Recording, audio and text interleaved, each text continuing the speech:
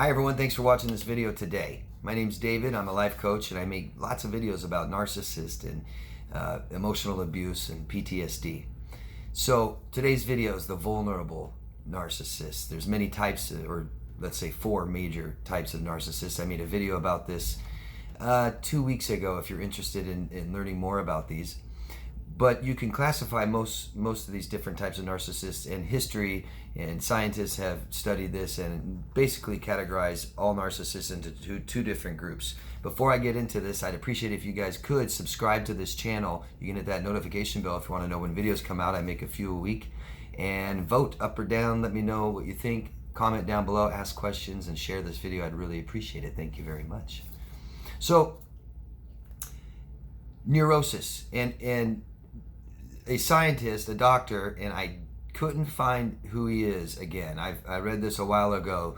A doctor classified the vulnerable narcissist as really as a disorder of neurosis.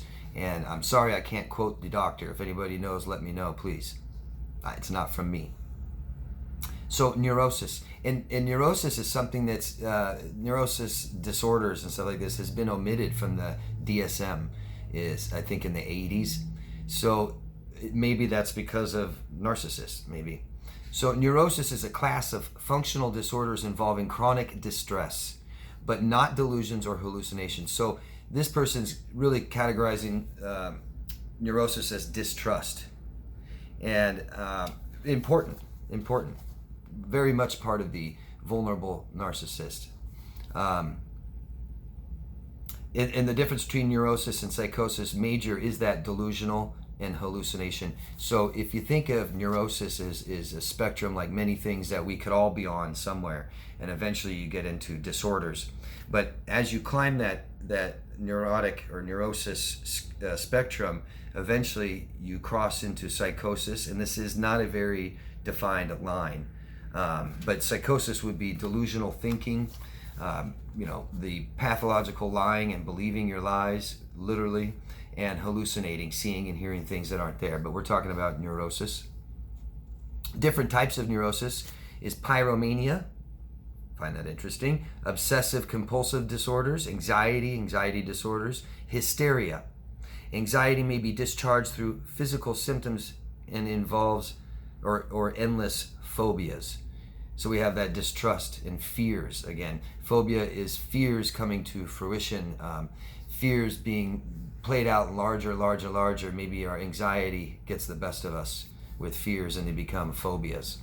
And the vulnerable narcissist, I would imagine, has endless phobias and fears, from paranoia to fear of commitment, fear of intimacy, fear of abandonment, big time. Okay, so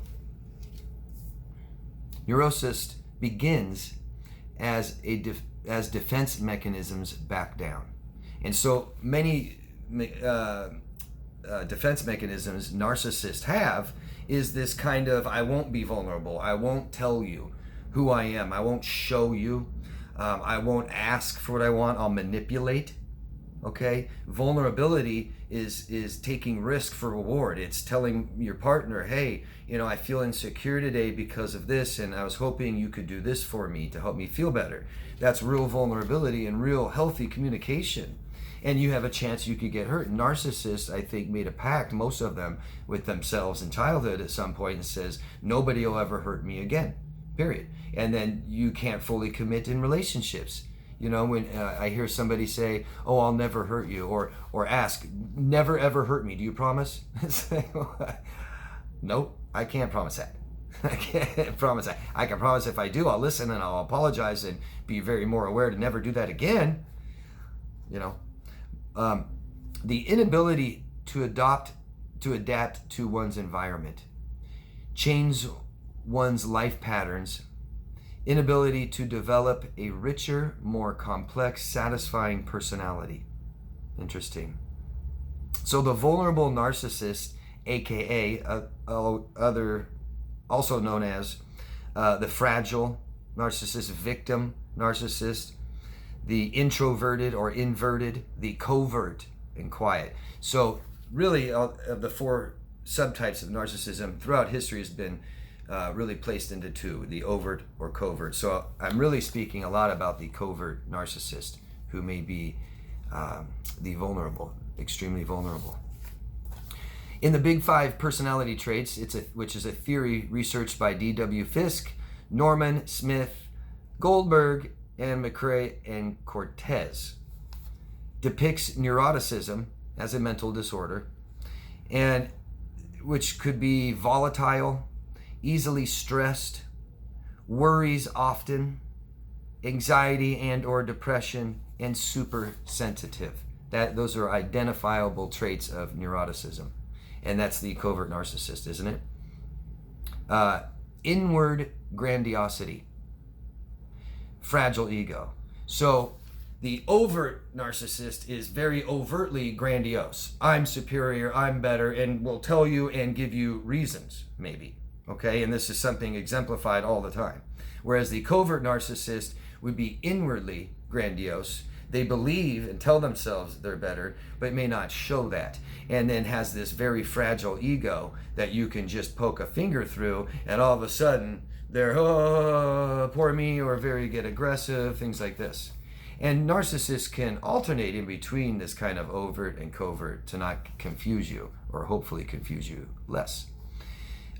Self-pity, major part of vulnerable narcissism. Self-pity, and a lot of you know or have seen people that have self-pity, and maybe you've had some self-pity before.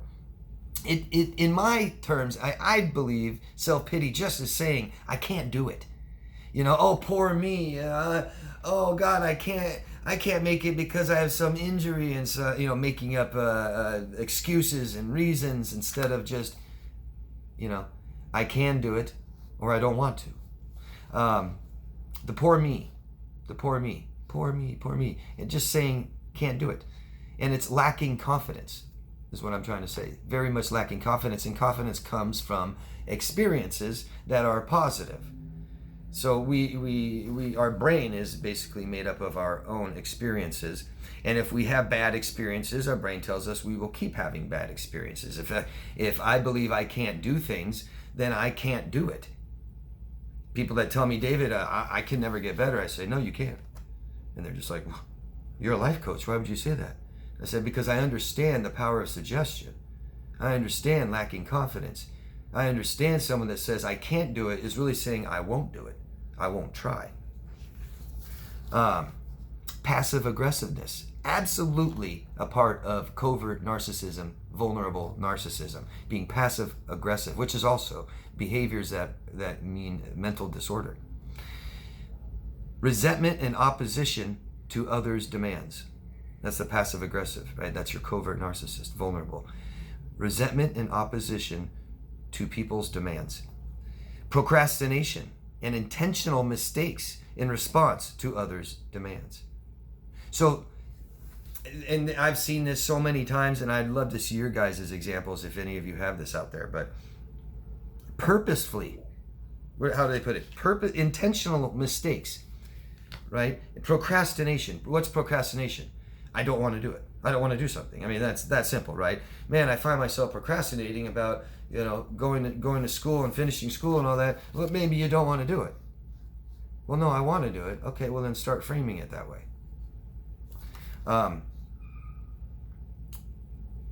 Intentional mistakes. So they literally, maybe at work, might break something at work because they're mad at you, because they feel like you're forcing them to work overtime, and they said, oh yeah, sure, I will, and then they go and break something behind your back. You can't get more passive aggressive than that.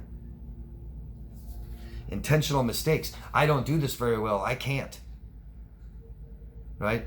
I don't want that responsibility at work. No, I don't want to always clean the bathrooms. I'm horrible at it. I can't do it. And then you ask them to do it, and they say, okay, and then they go and they purposely do a crappy job. Say, see, I can't do it. Total self-pity, totally vulnerable, totally passive aggressiveness. Cynical, sullen, or a hostile attitude. Passive aggressiveness, right? Frequent complaints about feeling underappreciated or cheated? How many of your mothers or fathers have said, I just don't think you appreciate what I've done for you. I've done so much for you. I've raised you. I've made sure you had good clothes, good school, all the time, even when we couldn't afford it. Passive aggressiveness. Hurt me now, and I'll hurt you later. Hurt me now with a smile, and okay, and then I'll hurt you in a week from now. Keeping the score. You can have a conversation with a covert narcissist, a vulnerable narcissist, and they'll tell you, oh, it's okay. Yeah, I understand what happened. Yeah, no, it was a misunderstanding. I get it. Yeah, no, I accept your apology. And then what do? A week later, a month later, 6 months later, a year later, they bring it up. Remember when you did this to me? And you said, well, I thought you understood. Oh, God. Get over yourself. Huh? They may appear to agree, perhaps even enthusiastically. Oh, yeah, okay. With another person's request. Rather than complying, they express anger and resentment by failing to follow through or miss deadlines, maybe on purpose. See that? I look at the passive aggressiveness is just that. Who cares how I react today? I will agree, I will comply, I will smile, I'll be enthusiastic, sure. And then you're going to hear about it much, much later. Lacking confidence. This is a covert, vulnerable, poor me, pity party narcissist. They're really lacking confidence, right? Confidence comes with positive experience, like I said. And this lack of confidence, this lack of experience, I can't do it, so breeds jealousy and envy. Jealousy and envy of all narcissists. Big time these are. Jealousy is I'm afraid of losing something or someone, and this will be the controlling narcissist accusing you of cheating on them. That phobia, scared, I'm not good enough, I can't do it, you'll leave me. The envy, I want what somebody else has, and I will destroy you for it after I take it from you, means I can't do it myself. I can't achieve that myself. I'm envious of that person with their nice cars and their nice job and their money. That doesn't come from somebody that has money and nice cars and especially earned it themselves and did it for themselves and knows that I can go do that if I want, right? The covert narcissist is the mask, the projected image of what they want you to believe and what they want you to see, trying to form and control your perception of them.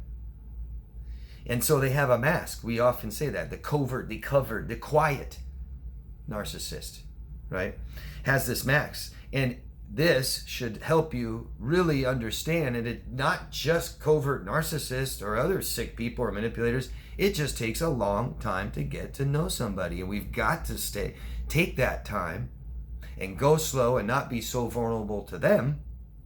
And take that time to get to know somebody. And eventually that mask will start slipping off. Always. Over time. What they say and what they do must match. I'm this. They say I'm this, and they must show they're that. I just posted something in the community page. Can't remember how I put it now. Accept or identify patterns, not apologies. Right? I'm sorry I did this. I'm sorry I did that. I'm sorry. Well, you keep doing it. It's a pattern here. Apology, I did something wrong once. I hurt you once, and I'm so sorry, and I'm aware of how that hurt you, and I'll never do it again. But that would require some empathy, which they lack or have zero of, and that would require